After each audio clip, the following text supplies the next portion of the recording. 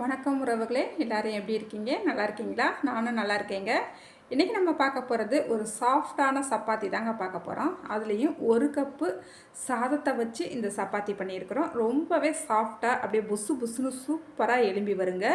இந்த மாதிரி சப்பாத்தியெல்லாம் நம்ம செஞ்சு கொடுக்கும் போது வீட்டில் பெரியவங்கலேருந்து சின்னவங்க வரைக்கும் எல்லாருமே விரும்பி சாப்பிடுவாங்க. சாப்பிட்றதுக்குமே அவ்வளோ சாஃப்டாக சூப்பராக இருக்குங்க. அப்புறம் லேயர் லேயராகவும் இந்த சப்பாத்தி நம்மளுக்கு வருங்க. நிறைய பேர் என்கிட்ட கேட்பாங்க, எப்படி நீங்கள் செய்கிற சப்பாத்தி மட்டும் இவ்வளோ சாஃப்டாக இருக்குது, எங்களுக்கு இந்த மாதிரி சாஃப்டாகவே வரமாட்டுதே அப்படின்னு சொல்லுவாங்க. நான் இப்போ எப்படி சப்பாத்தி செய்கிறேனோ அதே போல் நீங்களுமே ஒரு முறை ட்ரை பண்ணி பாருங்கள். ரொம்பவே சாஃப்டாக டேஸ்ட்டாக வருங்க. சரி வாங்க இந்த சப்பாத்தி எப்படி செய்யலான்னு பார்த்துடலாம். இப்போ ஒரு மிக்சி ஜார் எடுத்துக்கலாங்க. இதில் ஒரு கப்புக்கு சாதம் சேர்த்துக்கலாங்க. நல்லா சாதத்தை சேர்த்துட்டு அரை கப்புக்கு தண்ணி சேர்த்துட்டு இந்த சாதத்தை எந்த அளவுக்கு வலுவலுன்னு அடிக்க முடியுமோ அந்த அளவுக்கு வலுவலுன்னு அடித்து எடுத்துக்கலாம். இப்போ ஒரு கடாய் எடுத்துக்கலாம். இதில் ஒரு கப்புக்கு மைதா மாவு, ஒரு கப்புக்கு கோதுமை மாவு, இந்த மாவுக்கு தேவையான அளவு உப்பு சேர்த்துட்டு நம்ம அடித்து வச்சுருக்கிற அந்த சாதத்தையும் சேர்த்துக்கலாம். நான் இன்றைக்கி மைதா மாவும் கோதுமை மாவும் மாற்றி மாற்றி ஒரு கப்புக்கு சேர்த்துருக்குறேன். நீங்கள் 2 கப்புமே மைதா மாவு இல்லை 2 கப்புமே கோதுமை மாவும் நீங்கள் சேர்த்துக்கிட்டு இந்த மாவை இந்த அளவுக்கு நல்லா பிசைஞ்சு எடுத்துக்கலாம். ரொம்பவே சாஃப்டாக இருக்கும். நீங்கள் மாவு பிசைஞ்சு எடுக்கும் போதே உங்களுக்கு தெரியும். அதே போல் இந்த மாவுக்கு கொஞ்சம் தண்ணி பத்தலைன்னா நீங்கள் தண்ணி தெளித்து விட்டுக்குங்க. அதிகமாக நம்மளுக்கு தண்ணி இருக்கிறது போல் இருந்துச்சுன்னா கொஞ்சமாக மாவு சேர்த்து இந்த அளவுக்கு நல்லா சாஃப்டாக பிசைஞ்சு எடுத்துக்குங்க.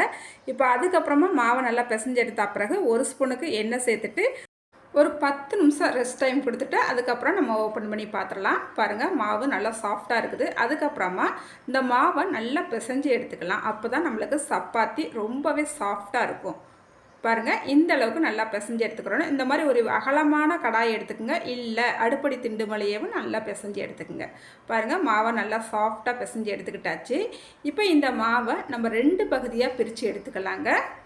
இப்போ ஒரு உருண்டையை மட்டும் எடுத்துக்கிட்டு நம்ம அந்த மாதிரி நல்லா உருட்டி எடுத்துகிட்டு இதிலேருந்து நம்மளுக்கு எந்த அளவுக்கு சப்பாத்தியோட சைஸ் வேணுமோ அந்த அளவுக்கு நம்ம உருண்டைகளாக போட்டு எடுத்துக்கலாம். இப்போ நாம் மீடியம் சைஸில் நம்ம உருண்டையெல்லாம் போட்டு எடுத்து வச்சுக்கிட்டாச்சு. இப்போ ஒவ்வொரு உருண்டைகளாக நம்ம உருட்டி எடுத்துக்கிற போகிறோம். அதே போல் மாவை காஞ்சி போகாமல் நம்ம கடாய் அந்த மாவை பிசைஞ்சோம் இல்லையா, அந்த கடாய்க்கு சேர்த்துட்டு மூடி வச்சிடணுங்க. கோதுமை மாவை நல்லா மேலே தூவி விட்டுட்டு இதை நல்லா உருட்டி எடுத்துக்கலாங்க. இந்த சப்பாத்தி மாவை நீங்கள் உருட்டும் போதே உங்களுக்கு இந்த சப்பாத்தி மாவோட அந்த சாஃப்ட்னஸ் உங்களுக்கே தெரியுங்க. அவ்வளோ சாஃப்டாக இருக்கும். இப்போ நல்லா உருட்டி எடுத்துக்கிட்டாச்சு. அதுக்கப்புறமா இது மேலே லைட்டாக மட்டும் எண்ணெய் தடவி விட்டுக்கலாங்க. லைட்டாக தடவி விட்டால் போதும். நல்லா தடவி விட்டு அதுக்கப்புறமா இது மேலே கொஞ்சமாக கோதுமை மாவு தூவி விட்டுடலாம். அதுக்கப்புறமா இந்த கோதுமை மாவு எல்லா பக்கமும் படுறாப்புல அப்படி கையாலேயும் எல்லா பக்கமும் தடவி விட்டுக்கலாம். பாதி அளவு மட்டும் நம்ம மடித்து விட்டுக்கலாம். அதுக்கப்புறமா அந்த பாதி அளவுக்கு மேலே லைட்டாக எண்ணெய் தடவி விட்டுட்டு கோதுமை மாவை அப்படி போட்டு விட்டுக்கலாம். அதுக்கப்புறமா இன்னொரு சைடு பாதியவும் அப்படி மடக்கி விட்டுட்டு அதுக்கு மேலே லைட்டாக எண்ணெய் தடவி விட்டுக்கலாம். கொஞ்சமாக கோதுமை மாவு போட்டு விட்டுக்கலாம்.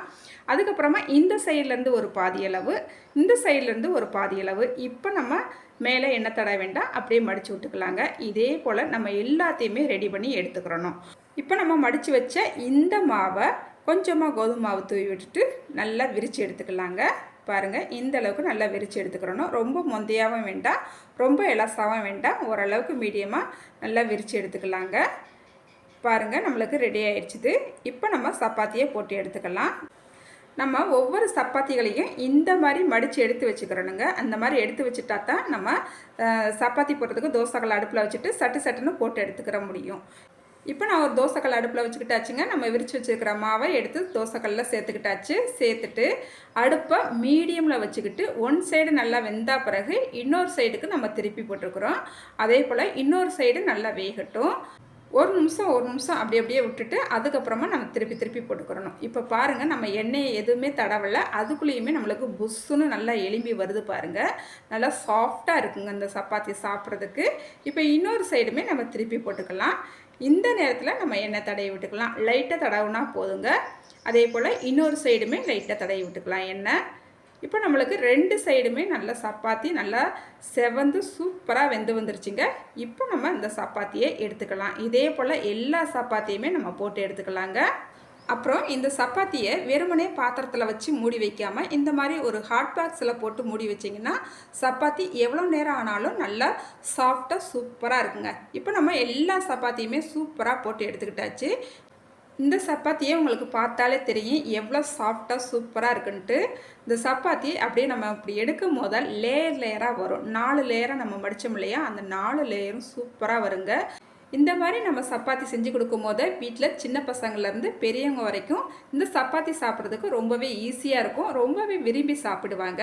இந்த சப்பாத்திக்கு நம்ம சைடிஷாக வெஜ்ஜு சால்னா இல்லை சிக்கன் கிரேவி இல்லை சாம்பார் சட்னியோடு சாப்பிடும் போது ரொம்பவே டேஸ்ட்டு சூப்பராக இருக்குங்க. நீங்களும் இதே சாஃப்டான சப்பாத்தியை ஒரு முறை ட்ரை பண்ணி பாருங்கள். ட்ரை பண்ணிவிட்டு எப்படி இருந்துச்சுன்னு மறக்காமல் கமெண்ட்டில் சொல்லுங்கள். இந்த வீடியோ உங்களுக்கு பிடிச்சிருக்கு நம்புகிறேங்க. இந்த வீடியோவுக்கு மறக்காமல் ஒரு லைக் பண்ணிவிடுங்க. அடுத்து ஒரு சூப்பரான ரெசிபியோட உங்களை சந்திக்கிறேங்க. பாய்.